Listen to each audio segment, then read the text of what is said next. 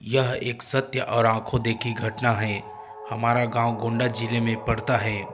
यह उस समय की बात है जब गांव में 18-19 साल की उम्र में सब लड़कों की शादी हो जाती थी। उनमें से एक मेरा मित्र रमाकांत भी है। उसकी शादी 3 साल पहले हो चुकी थी और अब उसका गौना भी आ गया था। उसकी बीवी बहुत निडर थी। उसको मैं निडर इसलिए बता रहा हूँ कि उसकी निडरता एक दिन बहुत भारी पड़ गई थी। 3-4 साल पहले तक गांव की अधिकतर औरतें सुबह सुबह उठकर लोटा लेकर नित्य क्रिया के लिए कोई खेत में तो कोई खुले मैदान में जाती थी। वो भी जब गांव के पुरुष लोग सो रहे हो तब जाती थी। कुछ दिन बीत गया तो अब रमाकांत को एक सुंदर सी बेटी हुई। बेटी अभी 8 महीने की ही थी।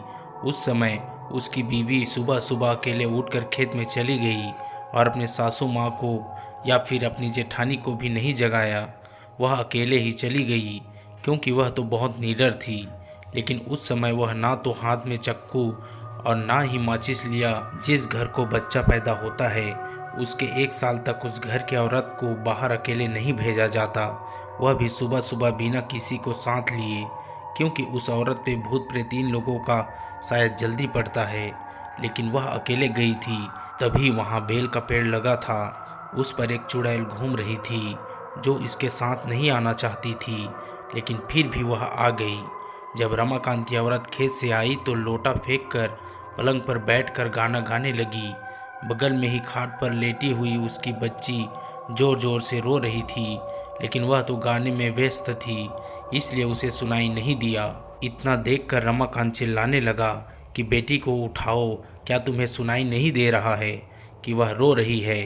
फिर भी बीबी ने जवाब नहीं दिया। तब तक रमाकांत की भाभी आ गई और वह समझ गई कि यह कौन है और रमाकांत को इशारा किया कि जाओ दादाजी को बुला लाओ। इतना सुनते ही रमाकांत समझ गया कि मेरी बीवी के ऊपर कोई चुड़ैल का साया है। तभी भाभी ने दादाजी का नाम लिया।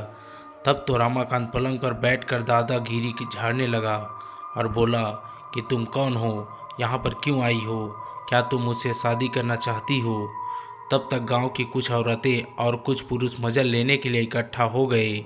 चुड़ैल ने कहा कि मुझ में तुम्हें क्यों दिलचस्पी हो रही है, क्यों मुझसे शादी करने के लिए आतुर हो। तो रमाकांत झट से बोला कि मैं कुछ काम धंधा तो करता नहीं, लेकिन अगर तुम साथ रहोगी तो धन दौलत लाती रहोगी। चुड़ैल ने हंसकर बोला, और ऐसा कुछ नहीं होता, हमारे में भी कोई न कोई मुखिया जरूर होता है जो धन दौलत की रखवाली करता है। तुम चाहो तो हमारी दुनिया में चलो, तब मैं तुम्हें सब कुछ दूंगी, पर अभी नहीं क्योंकि तुम जीवित हो। रमाकांत समझ गया कि अब मेरे हाथ कुछ नहीं आने वाला है। तो उसने बोला कि ब्राह्मण परिवार में आते हुए तुम्हें डर नहीं लगा। और नीचे बैठे हुए सब लोग मज़े लेते हंस रहे थे। तब तक दादाजी भी आ गए और बोला कि यहाँ से सब लोग हट जाओ और अपने अपने घर जाओ। इतने में रमाकांत की बीवी भी पलंग से नीचे उतरकर सिर पर पल्लू डाल लिया और चुड़ैल भी चली गई। तब रमाकांत मन ही मन बड़बड़ाने लगा कि इनको भी अभी आना था, अगर थोड़ी देर बाद आती तो क्या पता मैं भी माला माल हो जाता। बेचारा रमाकांत बहुत दुखी हो गया। दोस्तों, यह कहानी आपको कैसे लगी हमें कमेंट करके ज़रूर बताएं। धन्यवाद।